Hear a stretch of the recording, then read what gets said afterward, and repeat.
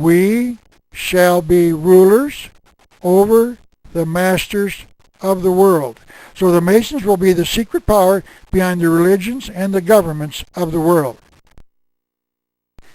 It appears that the American people have been, quote, coming to us, unquote, meaning the Masons, for over 200 years for its sovereigns. End of part 3. Please hold for part 4.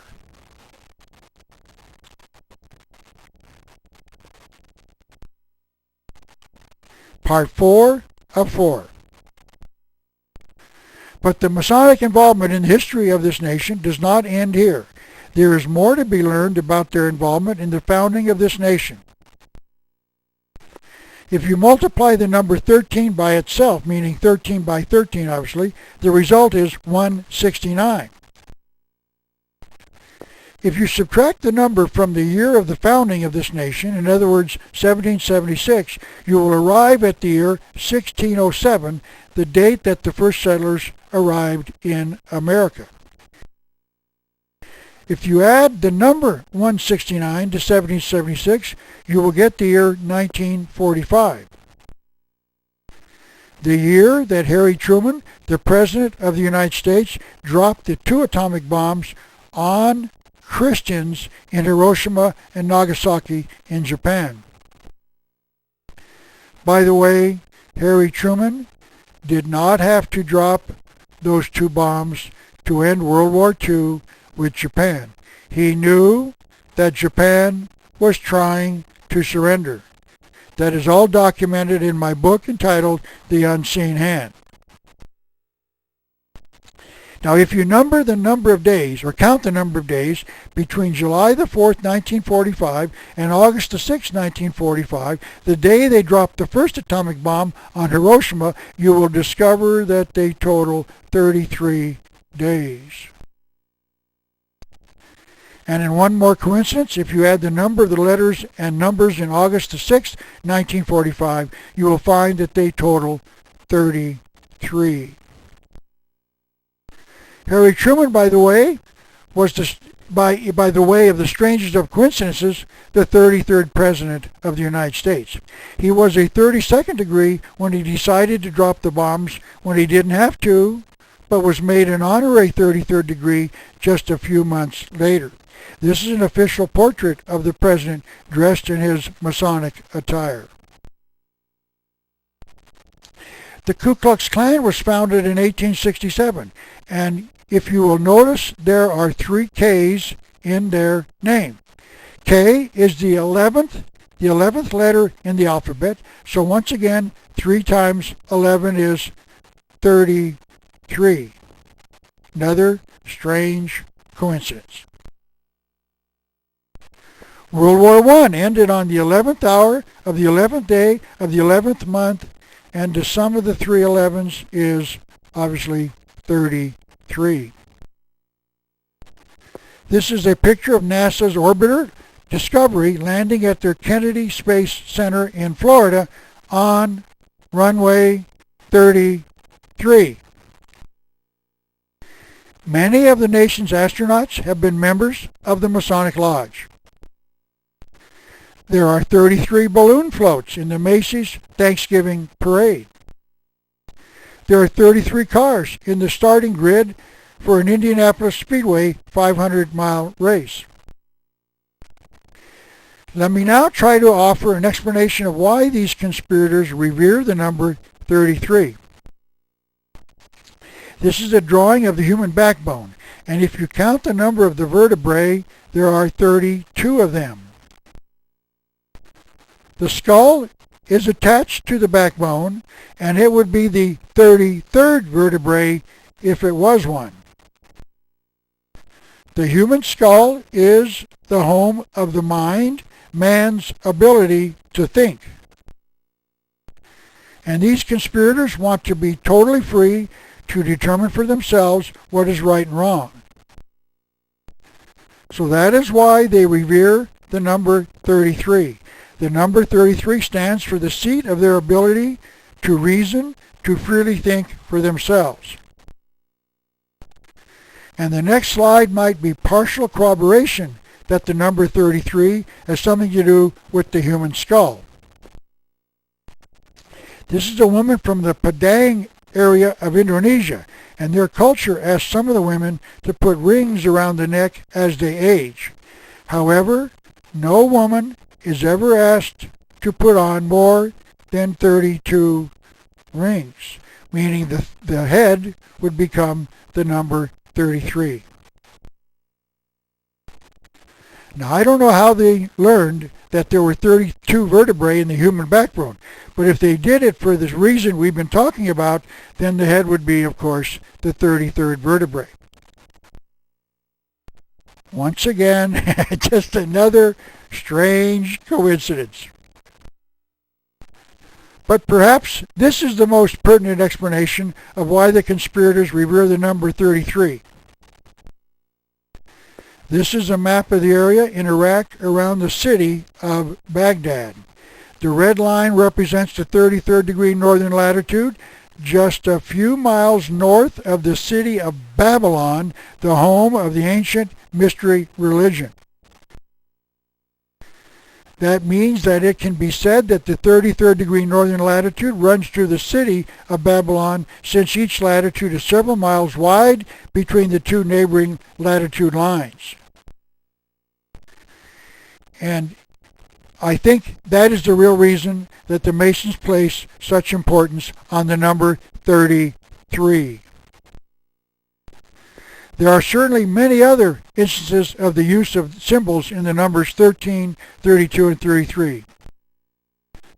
But since they are only coincidences, I do not want to spend too much time on the others that I have found. But there are certainly many, but I just wanted to show you a few because I do not believe that they are coincidences.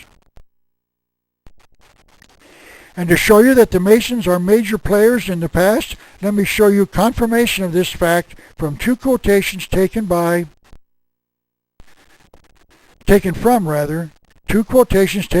two books written by Manly P. Hall, one of the major writers in support of the Masonic Lodge because he was a 33rd degree Mason.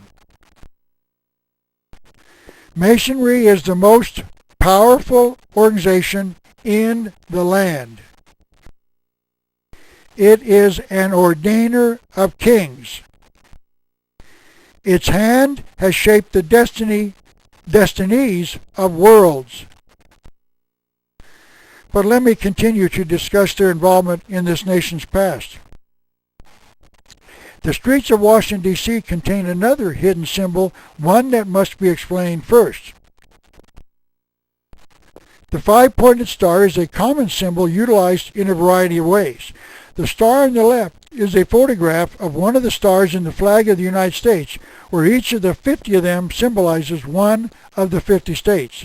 That star is placed with one of its 5 points up and two of its points down. However, the star can also be reversed, so that only 1 point is down and two are up, and that, of course, is represented by the star on the right. This star, with 1 point down, is a symbol of the Eastern Star, a Masonic organization for women. And here is the Eastern Star shown on a fez, a hat apparently worn by members of this Masonic group. This difference between the two stars are explained in a book entitled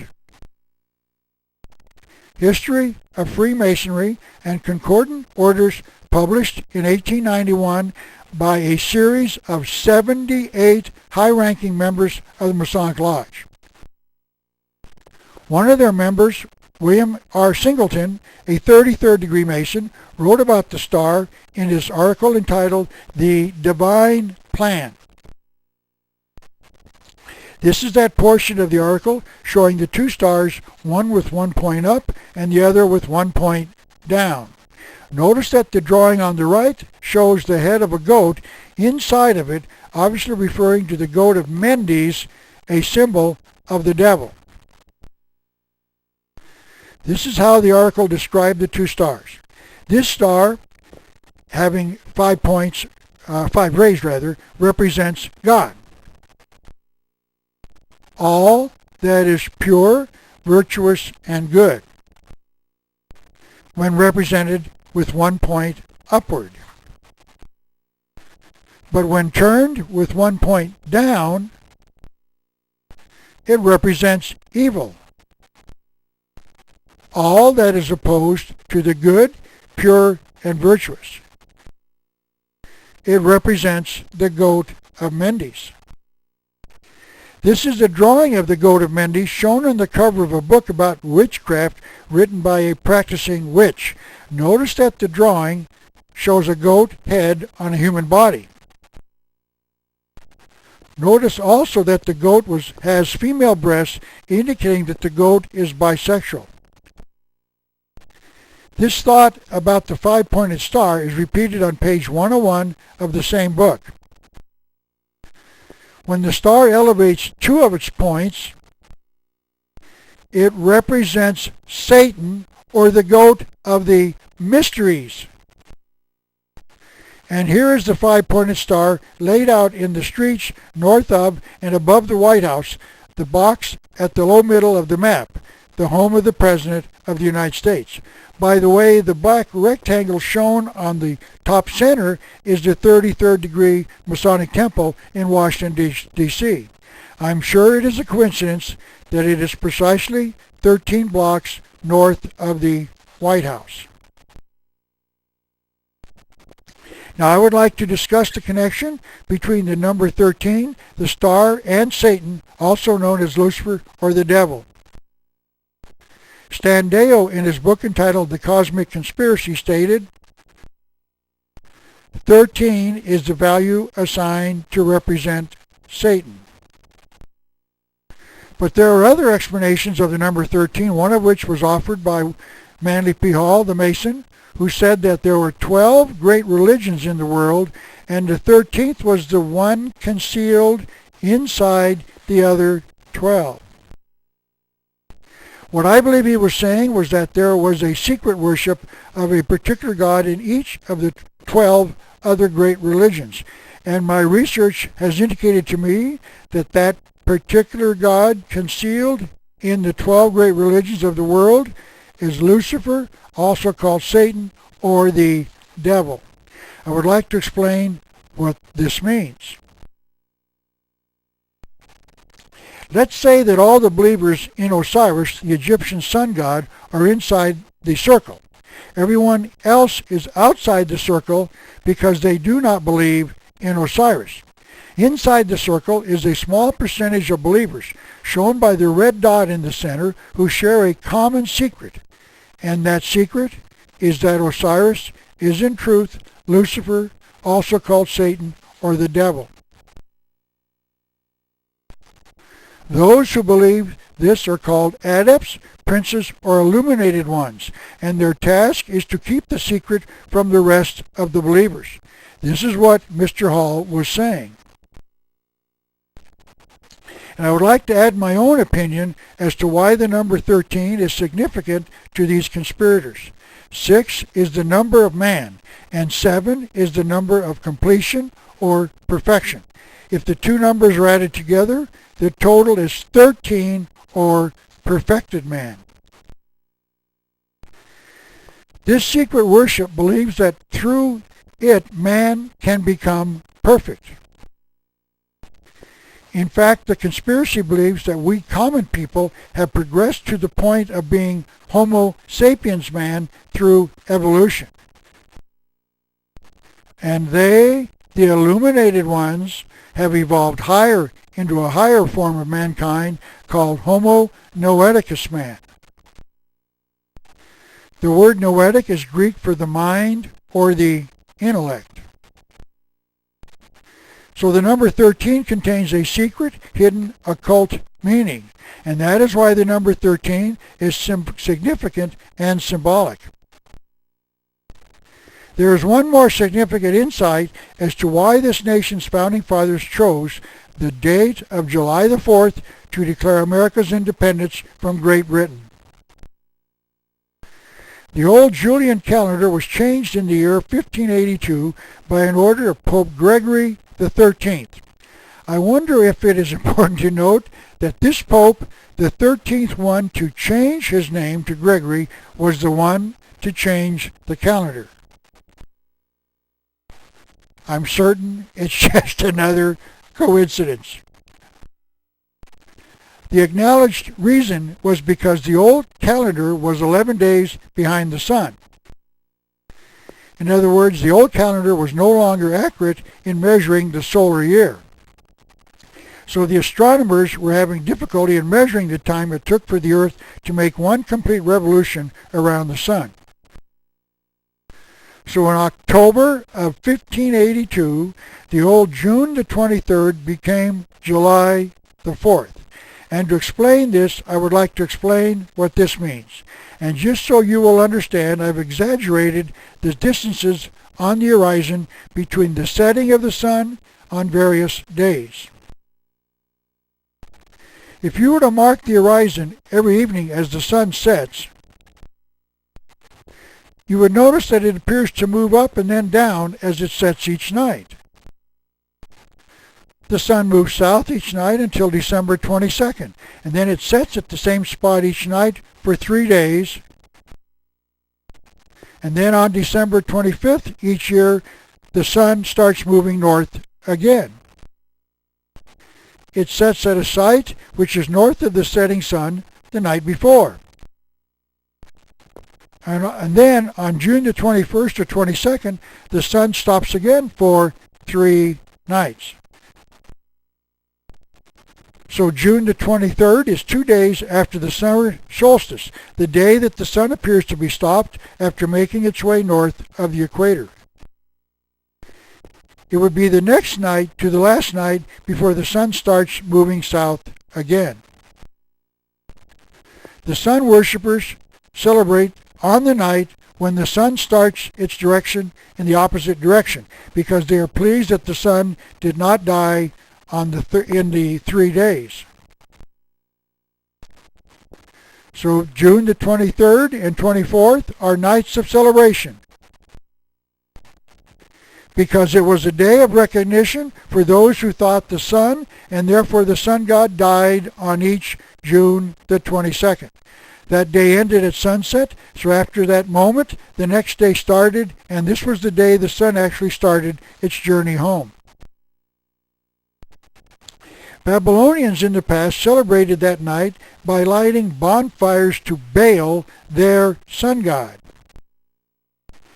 And Americans light fires in the sky called fireworks after sunset on July the 4th. Observers will quickly note that this is the only American holiday that is traditionally celebrated by fireworks. So here we see a connection between the celebration of July the 4th and sun worship. So the Founding Fathers concealed a holiday to the sun god in the choice of the date of July the 4th to declare their independence from Great Britain. It appears that many things once thought unexplainable have an explanation after all. One must only look. The Great Seal is represented on the back of the dollar bill, contains other symbols that have generally not been explained to the American people.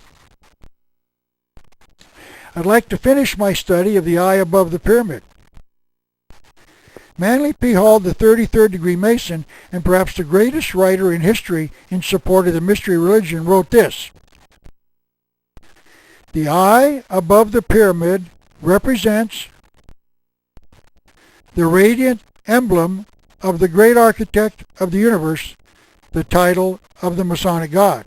The following are 4 quotes about eyes as symbols from writers studying the issue. The eye was also the symbol of Osiris. Osiris, the sun and principle of good. Osiris was the chief god of the Egyptians. Osiris was the sun. An eye in honor of the great eye of the universe, the sun. So here is the first mention of the eye being both a symbol of the sun and, in fact, of the God who is symbolized by the sun. So it appears that the eye above the pyramid on the back of the American dollar bill is the eye of Osiris, a symbol of the sun god. One can only conclude that our founding fathers knew what they were doing. Not only did they conceal their ancient secret religion in the Great Seal of the United States, they also concealed it in the name of this nation. This next subject is perhaps the most controversial point I will be discussing in this presentation, so please get ready for it. Please remember that I asked you to be a member of a jury and that you had to be open, because this is very controversial, and I would like you to at least hear it and then make your own decision as to whether or not you will accept it. So providing you with that warning, I will now proceed. The first thing I would like to discuss is this statement in the Bible, because it will be the key to understanding what I will be discussing for the next few minutes. Revelation 12, chapter 12, verse 9. That old serpent called the devil was Satan, and Satan was cast out into the earth. And the reason this is significant is because whole cultures all over the earth have been worshiping the serpent or the snake in their religions. So please keep that in mind as we examine the following evidence. William Josiah Sutton, in his book entitled The Illuminati 666, added another very important piece of the puzzle to the story. This is what he wrote. The ancient Mayans, meaning the Mayan Indian tribe of the Yucatan in Mexico, a peninsula on the northeast side of Mexico, worshipped the serpent god under the name of Kan. Here we find the origin of the American word canny, shrewd, or serpent-like. The Babylonians worshipped Kan or Kan, the serpent, and Val, the god of fire. The Romans combined the words into Vulcan, the god of fire, from whence comes our word volcano. This seems to be how the Mayans and the Mexicans named their gods. They too combined two words to describe their serpent god. Hence, Kuku means beautiful bird, and Kan means serpent. Kukulkan means bird serpent in the Mayan language. This is the exact same meaning for Quetzalcoatl, the Mexican god. The cosmic symbol for Quetzalcoatl was a feathered serpent. The statement that Quetzalcoatl was the god of the Mexicans was partially confirmed in this photograph of an Indian dancing with a snake in his mouth. The caption underneath the picture reads in part,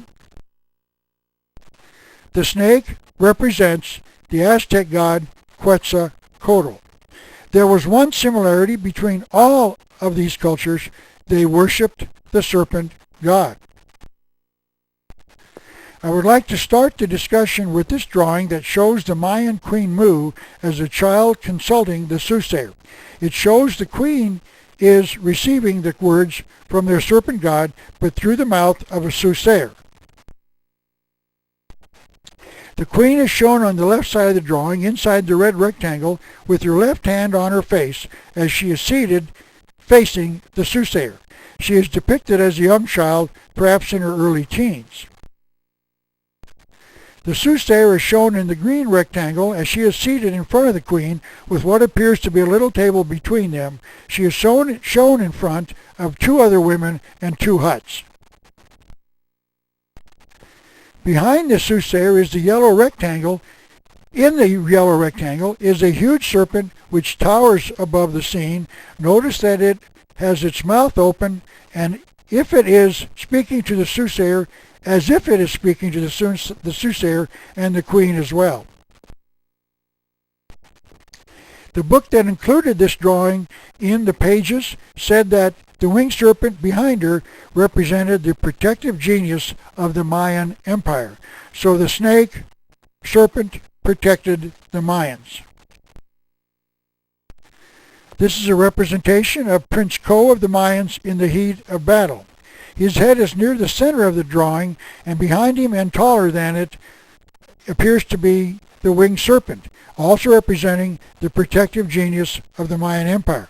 So the serpent was an important part of the worship of the Mayan and Aztec people, which means that it was an important part of the South American culture before the latest or the earliest Europeans landed in America. The American people have been told by the majority of the historians who have examined this nation's past that the name America was named after Amerigo Vespucci, supposedly the navigator for Christopher Columbus. But there is an alternative explanation. William Still, in his book entitled New World Order, offers the following explanation. The name America may be the product of secret societies. In an 1895 magazine named Lucifer, James Price gave an insight into the meaning of the word America. He said that the supreme god of the Mayan culture of Central America, known as Quetzalcoatl elsewhere, was known as Amaru in Peru. Amaru's territory was known as Amaracu. According to Price, from the latter comes the word America. America is translated land of the serpent. Mr. Price was not the only one to make this claim. Robert B. Stacy Mudd wrote a book entitled Atlantis, Mother of Empires, in which he attempts to make the claim that the Mayans came from the nation known as Atlantis, an island that allegedly sank during an earthquake. Now, this is not the place to examine his charges, but he does draw another startling conclusion. Quetzalcoatl, the Mayan god, was known as Kukulkan amongst the Aztecs. In Peru, he was known as Amaru. But all of these names have an identical meaning, the feathered serpent. From the Peruvian name comes America. This is a photograph of a feathered serpent in the 33rd degree Masonic Temple in Washington, D.C. Notice that the head of the serpent has wings. It is a feathered serpent. The feathered serpent would have flown from the old world to the new world, meaning America.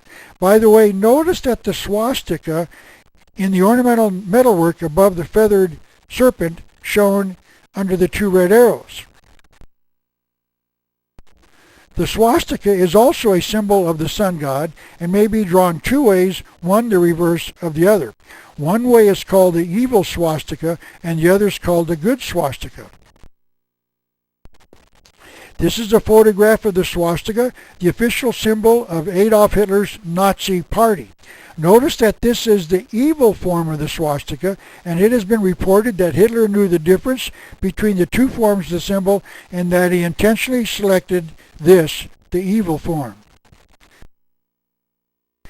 It was under this sun god symbol utilized by Adolf Hitler in the war that his government started that Hitler killed 53 million people under the sign of the sun god, the concealed Lucifer, Satan, or the devil. Mr. Still adds one of the thoughts of another writer who claims to know the truth about the origin of the name America. It is important to note that not only are the people living in the United States of America Americans, all of the people who live in the New World are Americans. The continents are called North America and South America, and regions are called Latin America and Central America. Here is the official position as written by Manly P. Hall, one of the greatest Masons of all time, in his book entitled America's Assignment. Since the serpent is frequently a symbol of Lucifer, it is no exaggeration to extrapolate from this that America may well mean, please America, hold on, this is not going to be pleasant, land of Lucifer, also called Satan, the devil.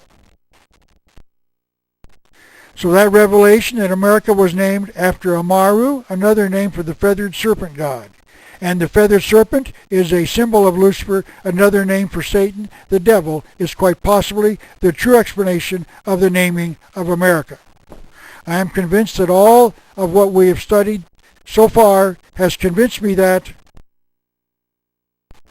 America was named after Lucifer by our founding fathers. That means that this nation's founding fathers knew that. They were announcing the birth of the New World Order when they dedicated this nation to Lucifer, also known as Satan or the devil. They knew who America was named after. That is why they placed the Great Pyramid, a symbol of the temple of initiation, into Lucifer worship on the reverse side of the Great Seal of the United States.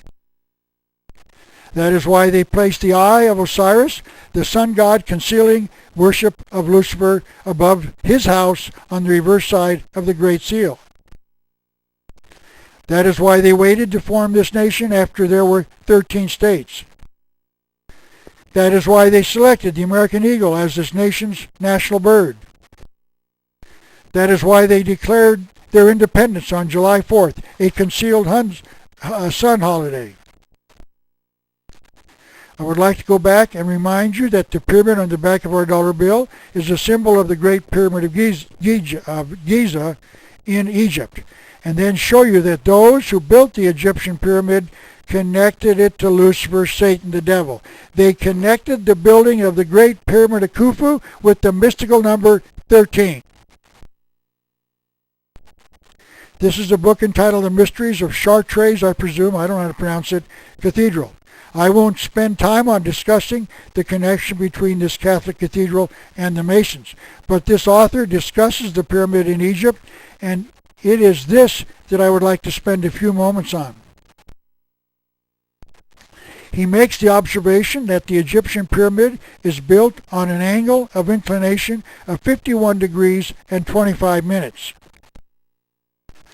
And then he makes the observation that the angle can no longer be measured exactly because the polished limestone facing on the outside of the pyramid has disappeared. Now this is a line divided into 13 equal sections. And if you take a line, this line, and create a triangle with sides of 4 sections and a base of 5, you get the angles in the sides of 51 degrees and 19 minutes. This is extremely close to the estimation of the angle of inclination on the Great Pyramid of Giza. And then I would like to remind you that 13 is the value assigned to represent Satan. It appears as if those who built the Great Pyramid of Giza concealed the fact that it was dedicated to Lucifer in the angle of inclination. They knew. It all seems to fit together. Now let me briefly prove that the Masons who named this nation and then established it knowingly worshipped Lucifer, also called Satan, the devil. And to start, I'm going to take 3 different thoughts and link them together so that we can understand the secret inside the Masonic Lodge. This is a quotation from Albert Pike, the leader of the worldwide Masonic movement, in his book entitled Liturgy. The symbols and ceremonies of Masonry have more than one meaning. They rather conceal than disclose the truth. They hint it only, at least. and their varied meanings are only to be discovered by reflection and study. So as I said, I shall take 3 different thoughts and reflect and study their concealed secrets so that we can draw some conclusions. I would like to recommend that you consider reading my 3rd book entitled Masonry, Conspiracy Against Christianity, in which I spend a lot more time proving this claim. But let me make a brief review of this subject. This is the first link. The initiate Mason in his first degree, called the apprentice degree, in the Blue Lodge, is brought before the worshipful master, the equivalent of their president, by the brother orator, and he asks the brother orator, apparently the equivalent of the vice president, what does thou ask, or what do you ask for this candidate? And the orator answers for the initiate, light. So the first link is the fact that the initiate asks for light. The second link consists in the fact that the word light is not defined, as far as I can tell, by reading the entire first degree ritual, but it is answered in the 3rd degree ritual, where the Mason is taught this. The all-seeing eye symbolizes the true knowledge of the deity and is the light of which the Mason travels in search. Notice that the Mason does not find the true knowledge of deity in the Bible or in his church or synagogue. He finds it in the Masonic Lodge. If he doesn't find it in his church, that means that the deity is not the God of the Bible, because you learn the true knowledge in Masonry. So therefore it is some other God.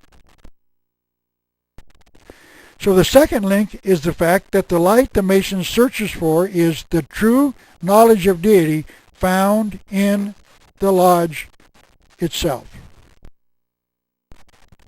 Now, in the 3rd piece of the chain is found in this book, Morals and Dogma, written by Albert Pike the Mason, who wrote the rituals for all 33 degrees in the Masonic Lodge.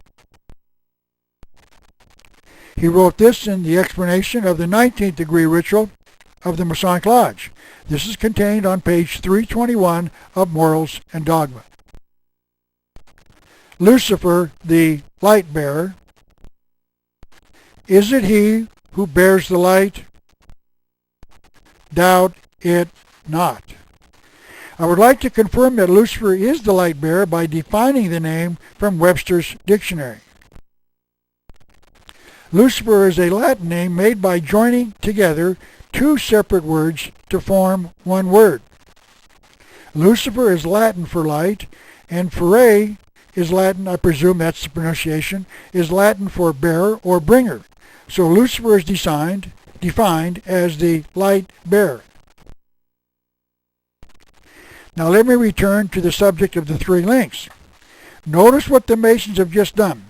They put together 3 separate links into a chain, and the Mason is then supposed to link the 3 together in the following manner.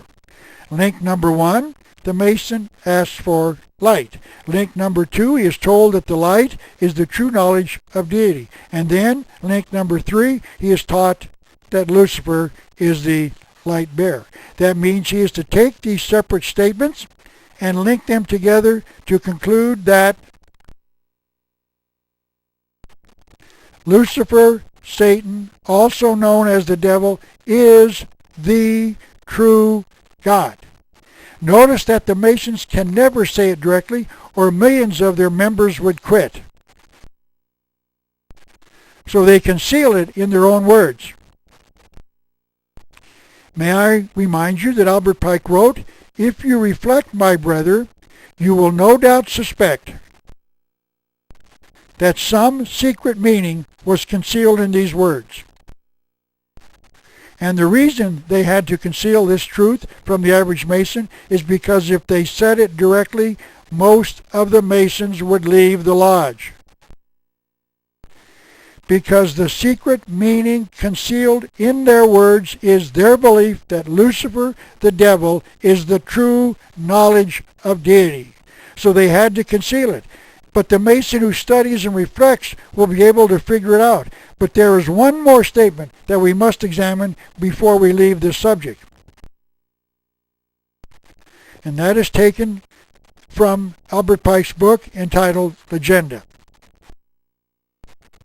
Masonry permits the utterance of false interpretations, which serve the double purpose of misleading the ignorant, the idle, and indolent. And of course, the word indolent is defined as the lazy, whom it is desirable to lead astray. So here we can see that Albert Pike, considered by most Masons to be the greatest Mason of all time, is calling his brothers who do not see the secret ignorant. That doesn't seem to be very brotherly to me. Now let me show you that the Masons do not teach that the God who created the universe is the true deity. The first 10 words of the Bible are, "In the beginning God created the heavens and the earth." That means that God created the universe out of nothing. Notice that there was a beginning, meaning that there was a time before the creation when there was no universe. Because if the universe was already there, there would have been no beginning. But the Masons do not believe in that creator God. Let me quote Albert Pike once again. This quote comes from page 109 of Pike's explanation of the 29th degree in his book entitled Agenda. And this is what he wrote. "To say that the world came forth from nothing is to propose a monstrous absurdity. That means that the Masons consider a belief in the Creator God to be a monstrous absurdity, because they believe that the universe has been here forever. I've shown you the actual words of the Masons to show you that they call their God the great architect of the universe. Architects do not build anything. They draw plans for builders to build things. But even those builders do not create the building materials out of nothing.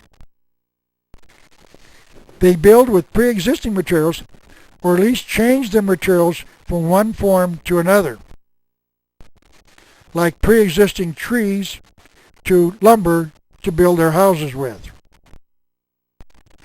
I've shown you the evidence that they connect the Masonic God to a worship of the sun god, and Albert explained that their sun god is not a builder either. Amun-Ra was an Egyptian sun god, and Albert Pike wrote this on page 281 of Morals and Dogma. The supreme being of the Egyptians was Amun, a secret and concealed god, and the original light. He creates nothing. So the original light, the sun god, is the concealed god, and he created nothing. And it was not Lucifer who created the universe, it was the creator God. So the Masons are teaching their initiates that the true knowledge of deity is that Lucifer, Satan the devil, is the true God. And it was the Masons who founded America. Now I believe you can now see that all of what we have covered during this presentation makes sense. This is why our founding fathers lied to us. They were concealing their belief of knowledge of the true God in our history. And that is why they named America after Amaru, a sun god, and a concealed name of Lucifer, another name for Satan or the devil. It all makes sense. America's secret destiny is the New World Order, a civilization without a belief in the Creator God, a civilization led by their true God, Lucifer, the devil. And to show you exactly what this New World Order is, I would like to quote two modern authorities on the subject. And this information will show you that what is happening in America today is to further advance us into this new civilization called the Novus Ordo Seclorum, the New World Order. The first of these two is Al Gore, the former Vice President of the United States and the current champion of the global warming cause. He wrote another book in 1992 entitled Earth in Balance, and it tells us about how we are going to get all of these changes. He explained on page 48, our challenge is to accelerate the needed change in thinking about our relationship to the environment in order to shift the pattern of our civilization to a new equilibrium. Little change will be evident until a threshold is passed. Let me remind you that a threshold is a narrow piece of wood or metal that is placed between the outside and the inside, and it is crossed in a split second when you step over it. That means that Mr. Gore is saying that there is a single crisis coming that will cause enormous things to happen.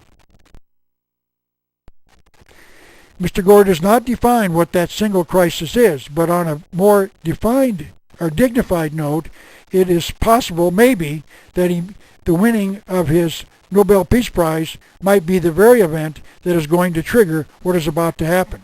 He goes on to tell us what those things are. And then, as key assumptions are modified, a flood of dramatic changes will occur all at once.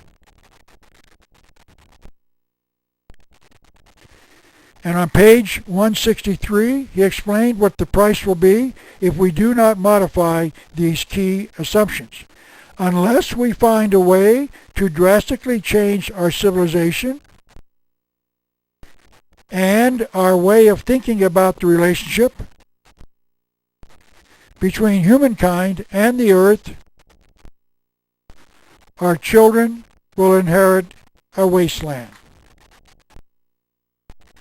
Apparently Al Gore thinks that the threshold is global warming. So this is why we are experiencing a rash of claims that global warming will utterly destroy this planet,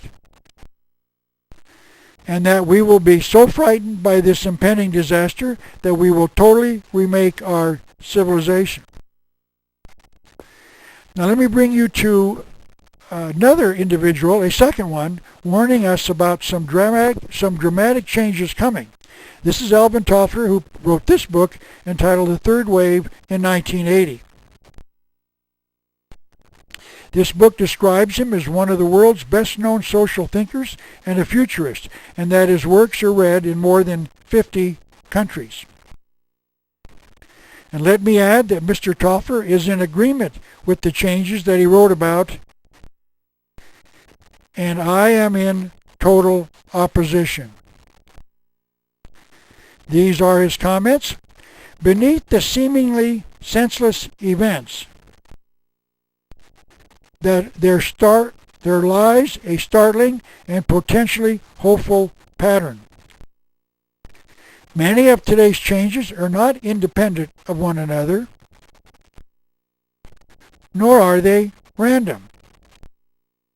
They are, in fact, parts of a much larger phenomenon: the death of industrialization. That means that we will no longer enjoy the fruits of an industrialized society, meaning we will no longer produce more electrical appliances, tools, cars, etc. What else could he mean by that? Middle-class America, those who enjoy the products of an industrialized society, will have to be eliminated. How do you accomplish that? One way is to cause an economic depression where workers lose their jobs and cannot pay for their middle-class lifestyle. Another way is to export all of our industrial jobs to foreign nations. No jobs means they cannot afford their cars, appliances, tools, etc. Ultimately, it means the destruction of the middle class. Mr. Toffler went on.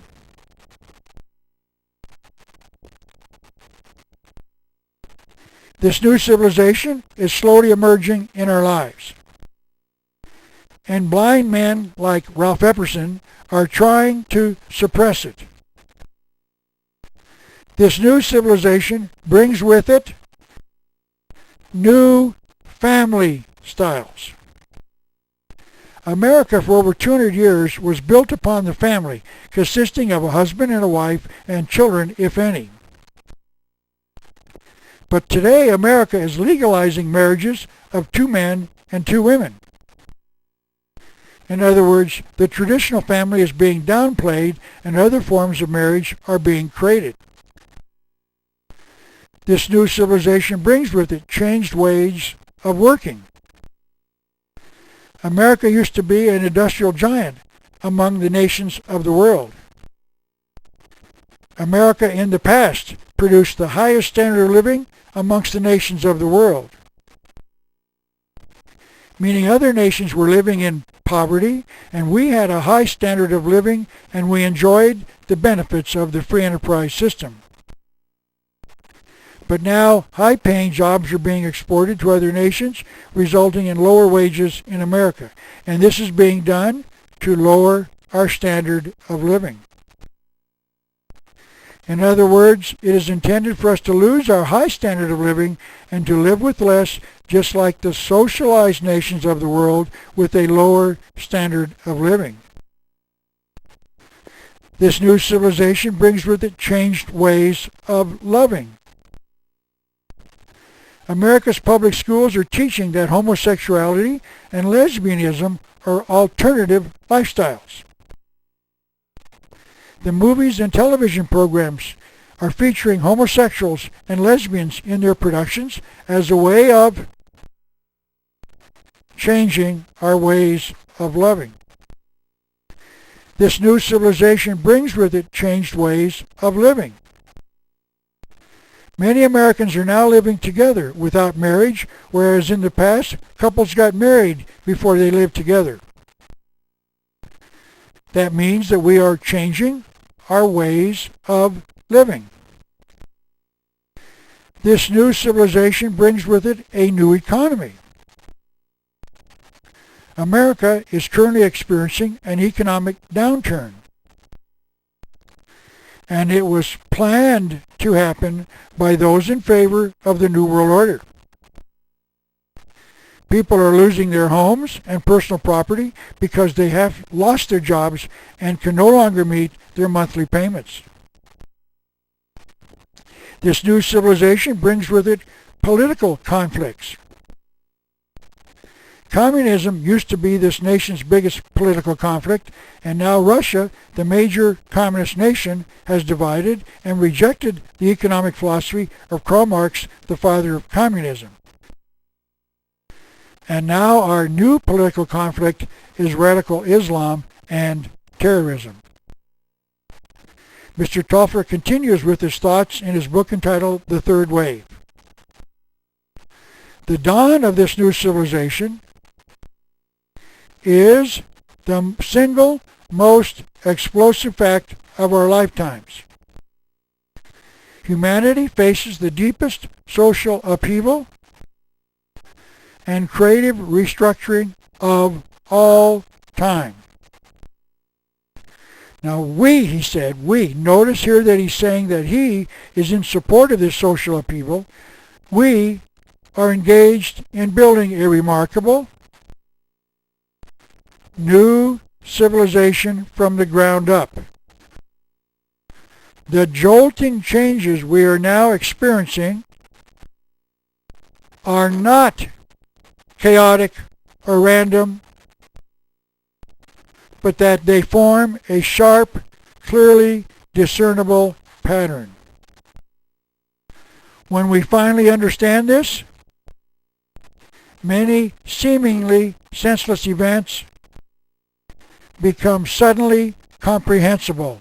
And that ends the comments by Alvin Toffler. Simply stated, all of these changes in the way we live our lives are called the New World Order. And they are being orchestrated by a conspiracy of Masons and others. This nation is going somewhere because it was promised in 1782 by this nation's founding fathers who had a hidden vision for this nation. If you want to study just what this New World Order is in more detail, may I suggest that you consider purchasing my book entitled The New World Order. Then you might also consider watching my 14-hour lecture series on 7 VHS tapes entitled The New World Order. And you will actually read the words of those who are in favor of changing the very way we live our lives. All of these materials are available through the Publius Press catalog at the end of this DVD. Now let me return with this last thought. If you do not know the Creator God, may I suggest that you consider reading my booklet entitled God Exists, Proof for the Skeptic. You can know with scientific certainty that the Creator God exists because your own answers to my 3 questions will show you that science, logic, reason proves that the Creator God exists. I would like to close with this rather amusing photograph that has made the rounds of the internet some time ago. It shows a hunter sleeping with his rifle in his lap and a deer sneaking in while he's asleep to eat his lunch. I would like to use this photograph to illustrate a point. We are the sleeping hunter. And while we are sleeping, this conspiracy is secretly sneaking in to eat our lunch. And my admonition to you is this: it is time to wake up. Thank you so very much, and may God bless America.